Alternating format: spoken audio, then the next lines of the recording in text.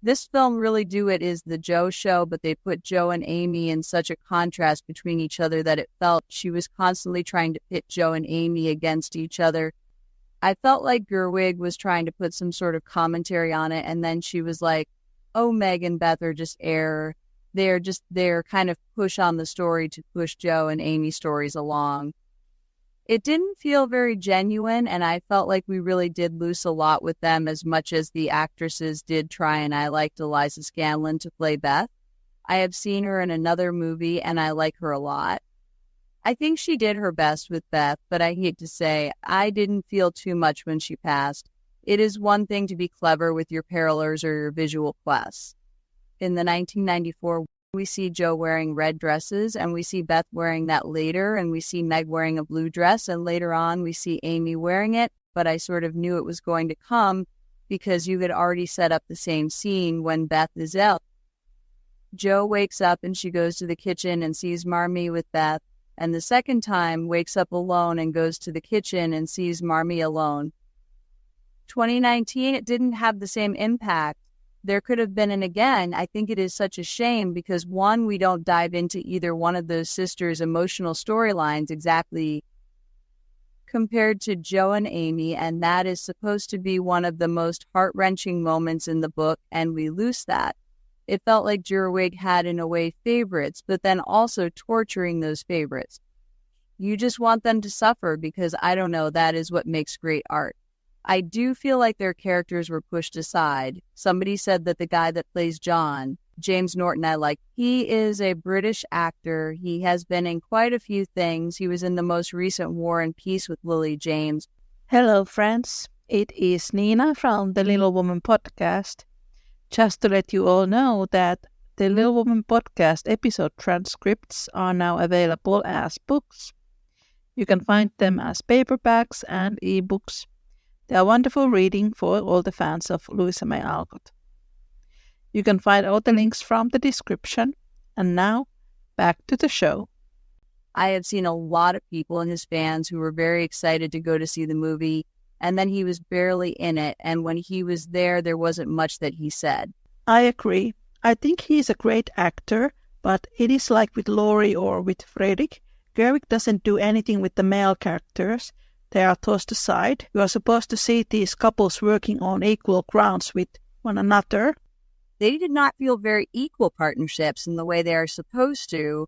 I think, again, about the 1994 version, there was an interview in one of these special features documentary commentary when someone said that they did not want it to be just the story of the March sisters, but everybody, and it should be everybody. Gabriel Byrne said, when I was growing up, my mother and my grandmother read us Little Women. I grew up loving it so much, so it is not just a girl's book when you only focus so much on the sisters and you don't give any of the male characters their true story arcs. You are ruining it. There are quite a few great male characters in the story. Chris Cooper is a great actor, but I barely saw his and Beth's relationship.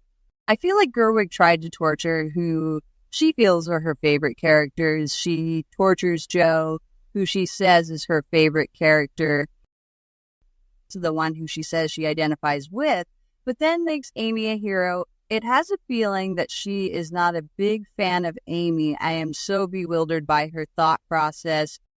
That is why this movie is dead last on our list. One of my friends said that when Beth died, she didn't feel anything in the movie because it did not show the close relationship that Jo had with Beth.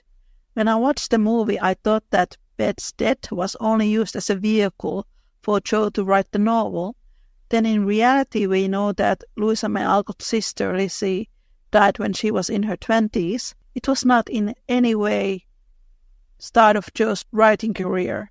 Her sister's death in the book changed Jo to become a better person because Beth's death leads to Jo having an identity crisis. She begins to revalue her own life after her sister passes away. That was entirely missing in this adaptation. I think it is a perfect scene in the 1994 film when Beth dies and she and Jo have that last chat together. Winona Ryder's Jo goes to the window and watches this dark, gloomy autumn landscape, branches are hitting the window and she's looking at the shadows in the night. Then she goes back to bed and she's dead. Jo's whole life has changed. It is an amazing scene in the 1994 film, but there's nothing like that in the 2019 film. 49 and 2018 films did Beth's death also pretty well. One of my friends said quite recently, you know that scene when Fredrik comes to court Jo in the 2019 film? Jo came downstairs and shuffled bread into her mouth, and my friend said, Jo is supposed to be about 28 now. She has a guest. She lives in her parents' house. 2019 Jo doesn't do any work there. She just hangs out. She's kinda rude. She doesn't thank her mother. She behaves like she's a 15-year-old. I remember this article that I read about Louisa May Alcott. It was based on one of her letters that she wrote to her fans. And the fan was like, I was so sad that Jo didn't end up with Laurie and that Jo had to grow up. And Louisa May Alcott answered her. She wrote, why to think that Jo is 15 or stays as a child when she is 30 in the end of the novel? Why people think that she's beautiful when she's written to be tall and lanky? That pretty much sums it up. Absolutely.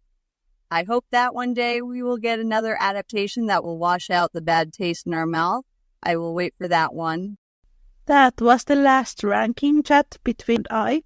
For now, thank you everyone for listening. Christina, take care and make good choices. Bye.